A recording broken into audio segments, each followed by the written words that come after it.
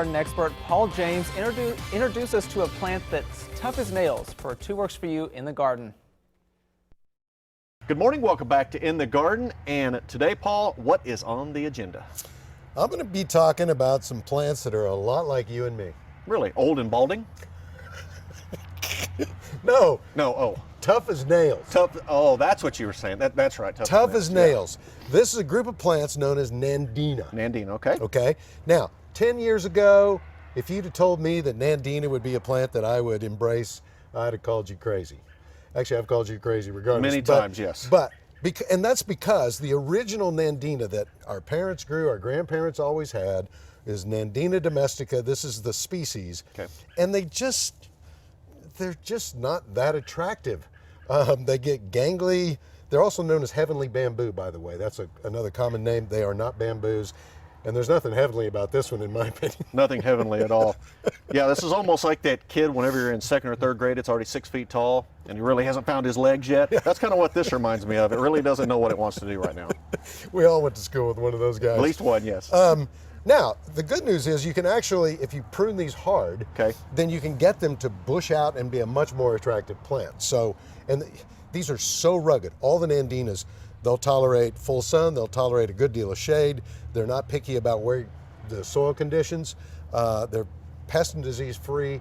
But the cool thing is that in recent years, there have been a lot of new introductions of Nandina that are actually quite beautiful and that stay smaller. This one will get a good 6 feet. Okay. But there's some that go from 18 inches, 2 feet, 3 feet, so you got a lot of different choices. And that's what I'd like to show you, beginning with the ones at the far end over there. Okay. Right, Taff, here for instance, this is a little bitty thing. Harbor Bell, about 18 inches, mounding form. So great for small gardens. And you know, a lot of folks these days just have a little courtyard to garden in. This is ideal for a small area. Lovely little plant. All right. And then this is all the rage. The firepower. Firepower, aptly named. I mean, look at the foliage on that thing. Beautiful. Yeah, and you know, I mean, here it is, January, February, look at that. I mean, it's gonna continue to hold that color. Typically, the ones that color up will color up a little better when they're in full sun. Okay. But so long as they get a few hours of morning sun, that's actually fine. So you're still gonna get that color even in shadier spots. Yep. Nice.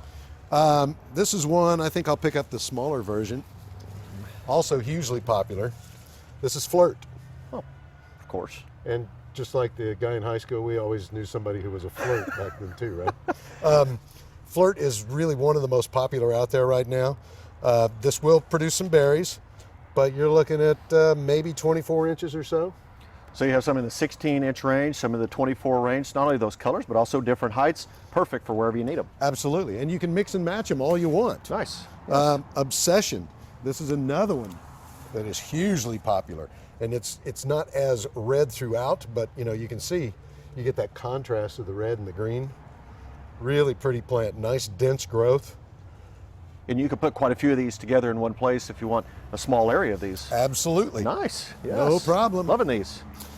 One of my favorites, lemon lime. I mean, what an amazing difference. But look at how it contrasts with the red ones.